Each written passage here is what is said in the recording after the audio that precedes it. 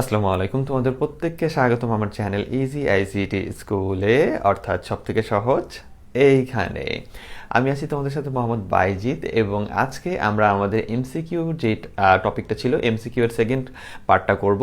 এবং তোমরা গত ক্লাসটা করে বুঝতে পারছো যে এখানে আমি শুধু তোমাকে এমসিকিউ পড়াচ্ছি না, একটা এমসিকিউ এর সাথে কানেক্টেড আরও এমসিকিউ থাকলে ওগুলো আমি একসাথে ব্যাখ্যা করে দিচ্ছি, যার কারণে আমি তোমাকে যে কয়টা এমসিকিউ পড়াই না কেন তুমি কিন্তু তার থেকে 2-3 গুণ বেশি এমসিকিউ প্রিপারেশন পাচ্ছ। ওকে, আর আমি কিছু কথা বলে রাখতে চাচ্ছি যেগুলো একটু মনোযোগ দিয়ে শুনো। তো এই যে তোমার ক্লাসগুলো নিচ্ছি, এই টোটাল তোমার ক্লাস শেষ হয়ে আমরা এখন এমসিকিউর শেষের দিকে চলে আসছি। তো এখন অনেকে মাঝে মাঝে কোশ্চেন করতে পারো যে স্যার আমরা আমাদের কলেজে ডক টাইপ লিখতে বলছে, লিখবো কি না? স্যার আমাদের ক্লাসে এইচটিএমএল পরে বডিতে সরাসরি না আসে ভিতরে টাইটেলের কাজ করছে, হেড টাইটেলের কাজ করছে, ওইটা করবো কিনা?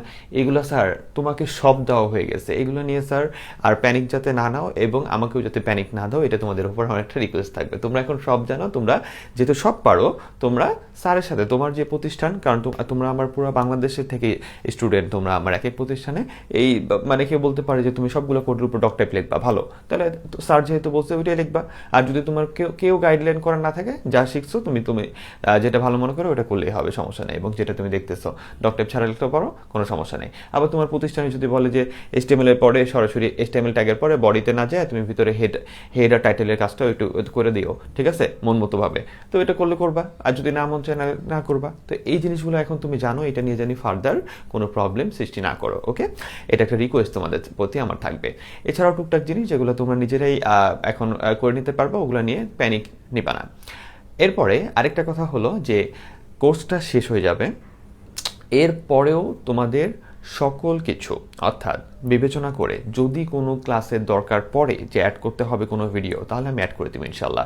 ওটা নিয়ে তোমাদের কোনো চিন্তা রাখতেই হবে না, সব তো দিছি, এরপরেও যদি মনে হয়। ওকে, আর আপডেট পাওয়ার জন্য সবসময় এই গ্রুপটা ভিজিট করবা, গ্রুপে এসে ক্লাসগুলো দেখবা, তাহলে মেমোরাইজ থাকবে।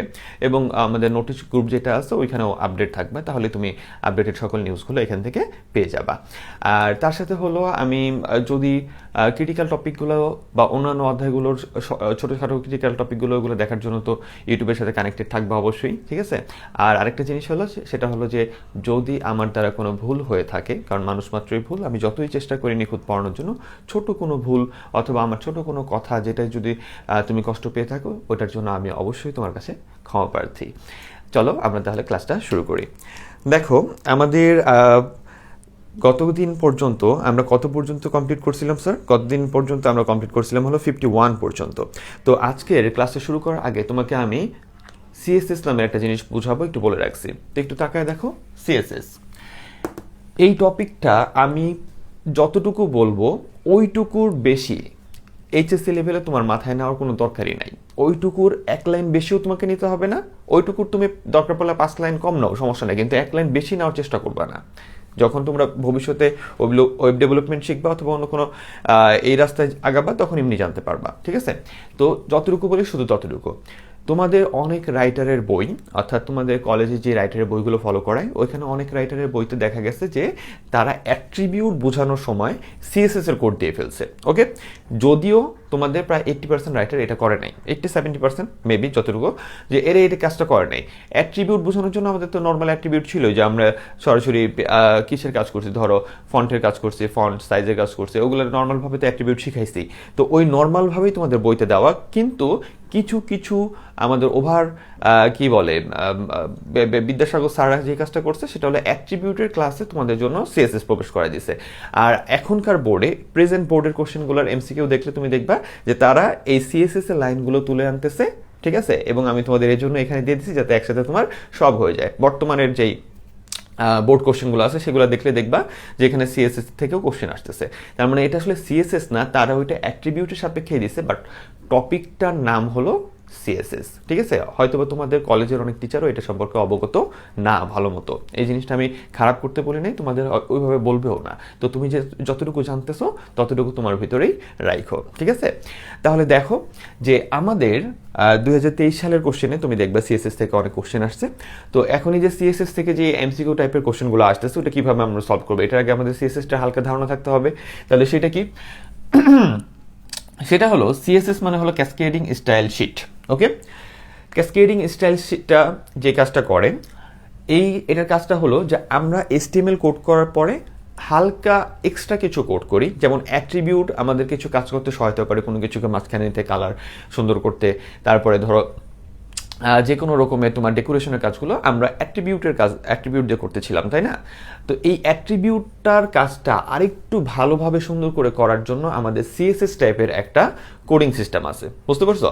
তো CSS টাইপের এই যে কোডিং সিস্টেমটা ভালো করে বুঝো, এই কোডিংটা ওই অ্যাট্রিবিউট টাইপেরই, কিন্তু ও হলো একটু বর্ধিত, মানে আরও বিশাল। CSSটা যারা পারে, HTML এর পরে যারা CSSটা শিখে, তারা আরও সুন্দর করে ওয়েবসাইট ডিজাইন করতে পারে। তো এখন কথা হলো তোমরা কিভাবে শিখবা। তোমরা খালি মাথায় এইটুকু রাখো যে আমাদের CSSটা হলো 3 প্রকার, অর্থাৎ আমরা ক্যাসকেডিং স্টাইল শিট, অর্থাৎ আলাদা টাইপের একটা কোড, যেটা দিয়ে আমরা যে HTML দিয়ে যে টেবিলটা তৈরি করছি সেটা আরেকটু সুন্দর করা, মানে টেবিল না, মানে যে ওয়েবসাইটটা তৈরি করছি সেটাকে আরেকটু সুন্দর করা যাবে এই কোডের মাধ্যমে। ওকে, এবং এই কোডের 3টা প্রকৃতি আছে। 3টা প্রকৃতির একটার নাম হলো ইনলাইন CSS, ইন্টারনাল CSS, আর হলো এক্সটার্নাল CSS। ওকে, তাহলে ইনলাইন CSS এটা হলো ওই যে অ্যাট্রিবিউটের মতো, যেটা তুমি যে HTML কোড করছো ওইখানে আলাদা করে একটু লিখে দিতে হয়, এটাকে বলা হয় আপনার ইনলাইন CSS।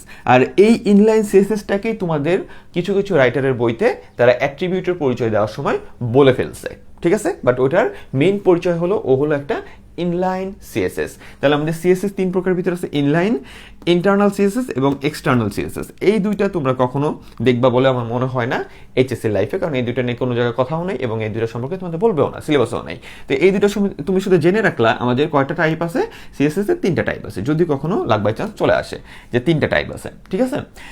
এর ভিতরে আমরা এটা সম্পর্কে একটু জানবো, আর এটার কোনো দরকার নাই, শুধু এটুকু জেনে রাখো যে ইন্টারনাল CSS এটা আমাদের বসে হলো HTML এর, এই যে HTML এর পরে আমরা কি করি, হেড টাইটেলের কাজ করি না, ওই হেডের ভিতরে, ঠিক আছে? হেডের ভিতরে এটার কোডিংটা করা হয়।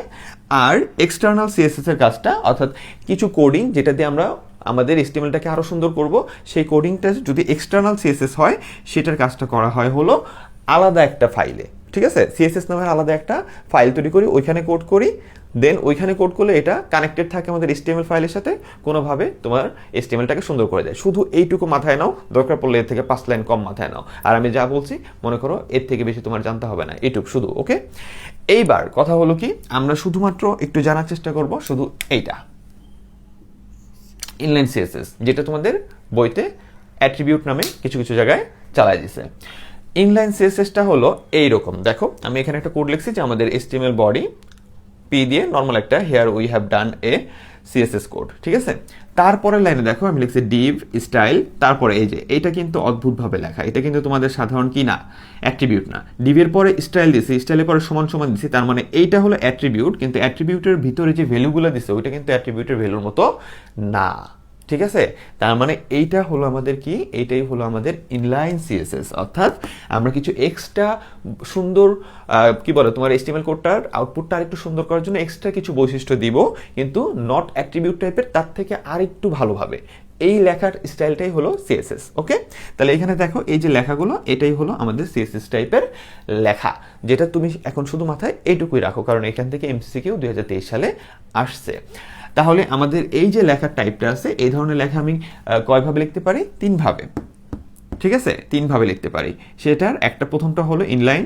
ইনলাইন মানে হলো ট্যাগের ভিতরে, অর্থাৎ যেখানে কোড করতেছো HTML ওইখানেই তুমি লিখে দেবা, ট্যাগের ভিতরে, অ্যাট্রিবিউটের ভিতরে লিখে দিবা তুমি সুন্দর করার জন্য কিছু কোড, ওইটাকে আমরা বলতেছি ইনলাইন। আর যদি এই ধরনের লেখাগুলো আমরা লিখতাম হলো HTML এর পরে হেডের মাঝখানে, ঠিক আছে, তাহলে ওইটার আমরা বলতাম ইন্টারনাল। আর যদি এই ধরনের লেখাগুলো যদি এইভাবে না, ওইটা ওই হেডের মাঝখানে এবং যেটা আমাদের এক্সটার্নাল CSS, এদের লেখাটা আরেকটু অন্যরকম, তো এটা যদি আমরা বাইরে করি, বাইরে অন্য কোনো ফাইলে লেখা দিয়ে আসি, তাহলে ওইটার নাম হবে কি, ওইটার নাম হবে কি এক্সটার্নাল CSS, এবং ওইটার জন্য কি হবে, আলাদা একটা .css নামের একটা কোনো কিছুর নাম, যে কোনো নাম .css দিয়ে ওইটার ভিতরে আমরা লিখে দিয়ে আসি। ওকে, এখন কথা হলো এতক্ষণ যা বকছি সব ভুলে যাও, অথবা মাথায় রাখলে রাখতে পারো।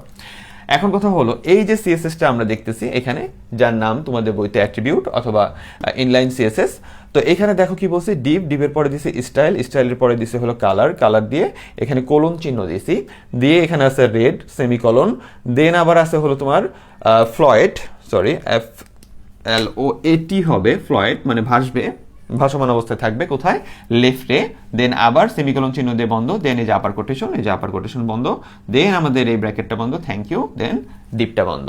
তার মানে এইখানে ভালো করে বুঝো যে এই ধরনের কোডটায় আমাদের কি কি থাকে, একটা ট্যাগ থাকে, এখানে ডিপ আছে, ডিপ না থেকে এখানে পিও থাকতে পারতো, এনি ট্যাগ তুমি নিতে পারতো, কোনো সমস্যা নেই, তবে ডিপ দিয়ে কাজ করে, ডিপ দিয়ে কাজ করাটা অনেক কমফোর্টেবল থাকে, ঠিক আছে। আর স্টাইল, সাধারণত সিএসএসটা তুমি চিনবাই হলো ওইখানে স্টাইল লেখাটা থাকবে, ঠিক আছে। অ্যাট্রিবিউট হিসাবে স্টাইল লেখাটা থাকবে, অন্য কিছু কি থাকে না, হ্যাঁ থাকে, কোনো সমস্যা নেই, কিন্তু আমাদের ইনলাইনের ভিতরে ম্যাক্সিমাম টাইমে আমরা স্টাইল ওয়ার্ডটা দিয়ে কাজ করি, ঠিক আছে। তাহলে স্টাইল ওয়ার্ডটা অ্যাট্রিবিউট টাইপের থাকলে তখন তুমি বুঝতে পারলে যে এটা অ্যাট্রিবিউটই, বাট একটু অন্য টাইপের, সেটা হলো সিএসএস টাইপের। এবার ওর ভিতরে আমরা ভ্যালুটা দিই কি, স্টাইল লিখে ভ্যালুটা দিই হলো আলাদা আলাদা করে, ঠিক আছে। স্টাইল অ্যাট্রিবিউট একটা ধরে ওর ভিতরে আমরা অনেকগুলো ভ্যালু দিতে পারি, এবং ভ্যালু দেওয়ার সিস্টেমটাকে ফার্স্টে আমরা আপার কোটেশন দিব, দেন এই যে কালার, ঠিক আছে, কালার লিখছি, এখানে কালারটা হলো কি জানো, প্রপার্টি বলে, ডাকনামগুলো মনে রাখো, এখানে কালারটারে কি বলে, প্রপার্টি। আর এই যে রেড দিছি, এই রেডটার নাম হলো ভ্যালু, এখানে সব লিখে দিছি, এটার নাম হলো ভ্যালু। তাহলে এখানে ফ্লয়েডটা কি, প্রপার্টি, আর এই যে তোমার কোলন চিহ্ন পরে লেফট যেটা দেওয়া আছে এটা আবার ভ্যালু। এই প্রত্যেকটা কাজ এটার জন্য হবে, ঠিক আছে। তার মানে ও কি হয়ে যাবে, কালার হয়ে যাবে রেড। আমি ফার্স্টে বললাম অ্যাট্রিবিউট হবে স্টাইল, ওর স্টাইল নিয়ে আমরা কাজ করতেছি, ওর স্টাইলটার ভিতরে কি কাজ করতেছি, কালার হয়ে যাবে কি রেড, ঠিক আছে। আর ফ্লয়েড লেফট, মানে ভাসবে কোথায়, বা এটা তুমি স্ক্রিনে কোথায় দেখবা, লেফট সাইডে, হাতের লেফট সাইডে দেখবা, ঠিক আছে, কাকে, এই থ্যাংক ইউটাকে, দেন ডিপটারে বন্ধ করে দিছি। তার মানে আমরা অ্যাট্রিবিউটের সময় যেমন আমাদের অ্যাট্রিবিউট ক্লোজ করার দরকার পড়ে নেই, শুধু আমরা ট্যাগটাকে ক্লোজ করে দিছি, আমাদের এই ধরনের অ্যাট্রিবিউট বা সিএসএস টাইপের কোডের সময় আমরা শুধুমাত্র আমাদের কি এখানে যে ট্যাগটা আছে ওইটা কি আমরা কি করে দিব, বন্ধ করে দিব। ওকে, তাহলে আমি এখানে সবগুলো বলে দিছি। ডিভ এটা হলো আমাদের ট্যাগ অথবা এলিমেন্ট, তুমি যেটা বলো বলো। এরপরে হলো আমাদের স্টাইলটা কি, এটা হলো অ্যাট্রিবিউট, দেন হলো আমাদের কালার, দেন এটার প্রপার্টি বলি রেড, এটা হলো কি ভ্যালু, আর থ্যাংক ইউ যেটা লিখছে ওটা হলো এলিমেন্ট, কন্টেন্ট, অথবা থ্যাংক ইউ মাঝখানে আছে ওটা একটা কন্টেন্ট। তুমি কি পরীক্ষার খাতায় এটা ব্যবহার করবা না, কোনো দরকার নাই। যদি প্রশ্নে বাধ্য করে না দেয়, এবং বাধ্য করবে না আশা করি, এটা ইউজ করার কোনো দরকার নাই। তুমি নর্মাল যে অ্যাট্রিবিউট সিস্টেমটা শিখছো স্যার, ওইটাই তুমি ব্যবহার করবা, ঠিক আছে। যে একটা ট্যাগ, দেন অ্যাট্রিবিউট সমান সমান আপার কোটেশন কিছু একটা লিখে দিবা, ঠিক আছে।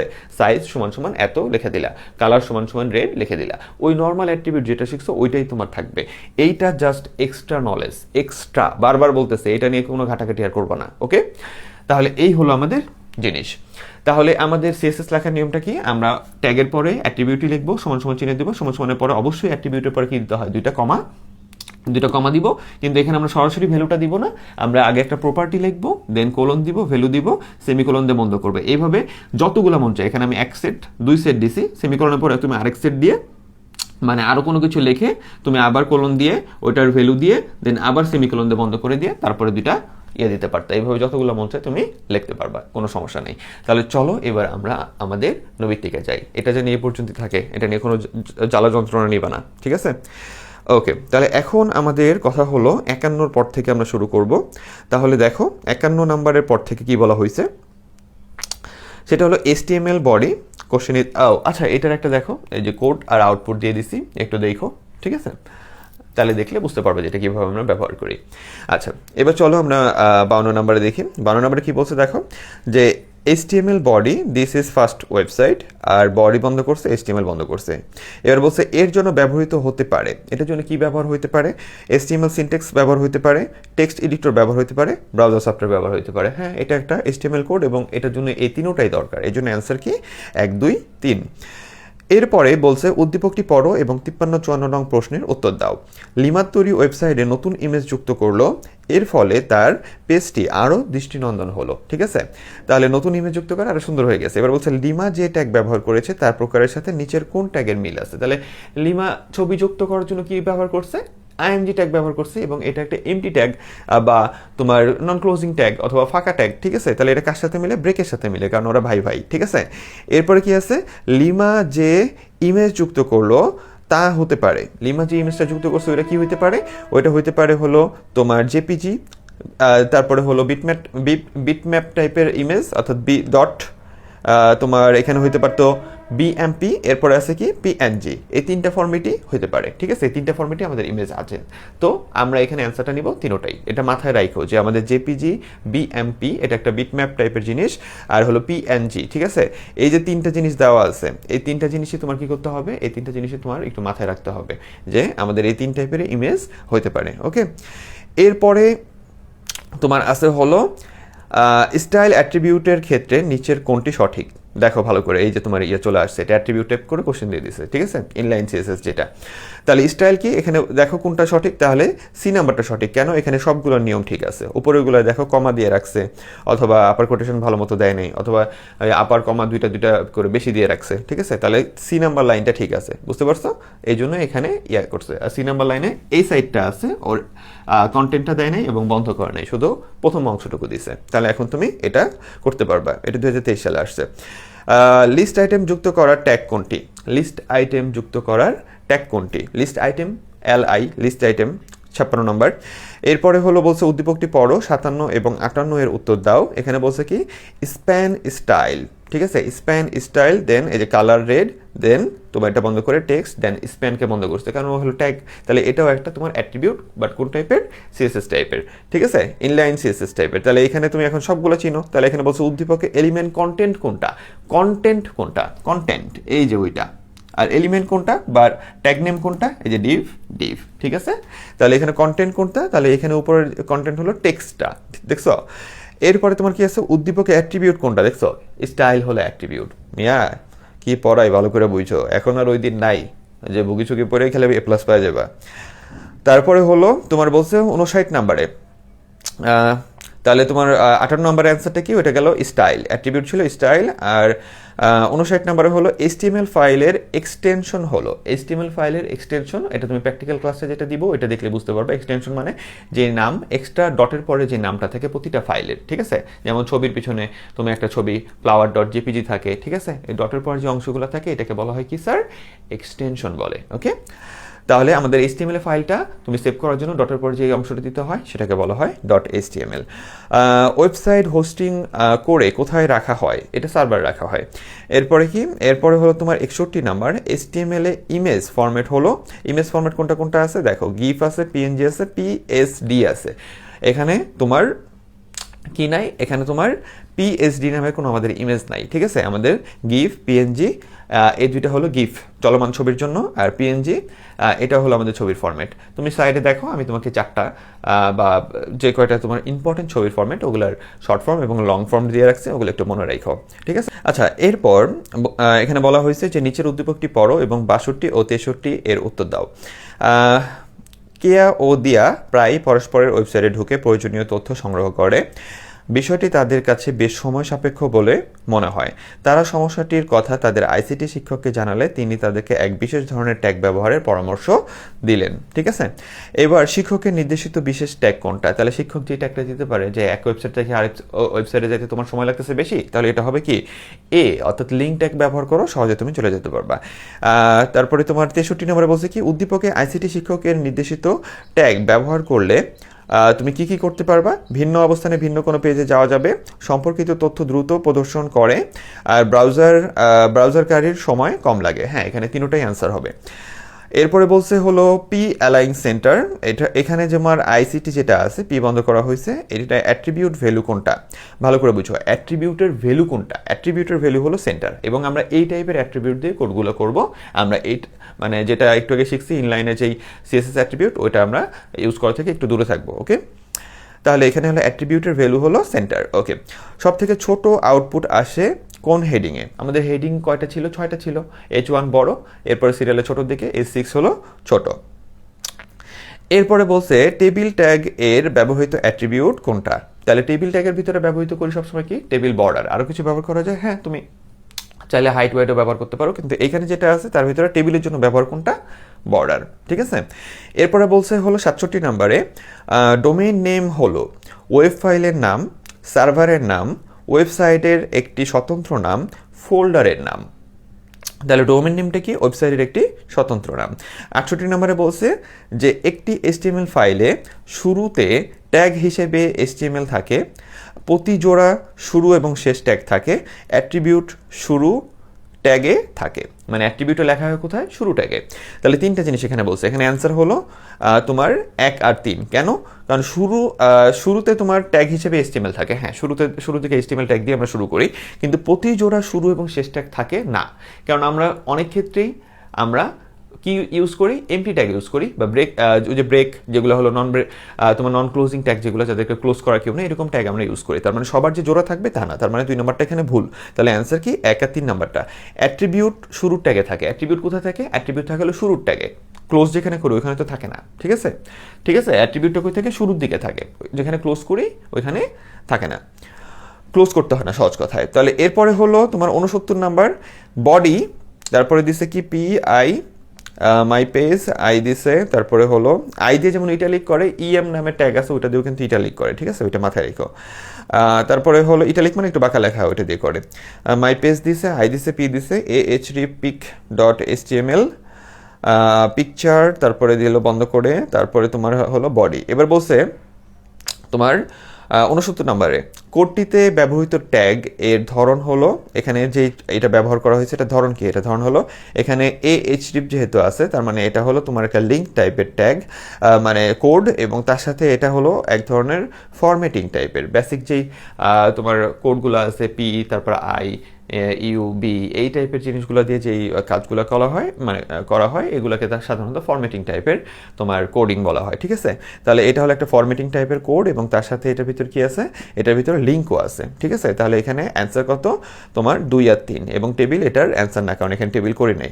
70 নম্বরে কি বলছে, কোনটি ইটালিক ট্যাগ, ভালো করে বোঝো। 70 নম্বর কি বলছে, কোনটি ইটালিক ট্যাগ, IEM এবং ইটালিক। দেখছো, একটু আগে বলছি ইটালিক নামের আমাদের এখানে কোনো ট্যাগ ইউজ হয় না, তাহলে আই এবং EM এই দুইটা দিয়ে আমরা ইটালিক টাইপের লেখা বা বাঁকা লেখা লিখতে পারি। তাহলে এখানে অ্যান্সার হলো 1 এবং 2।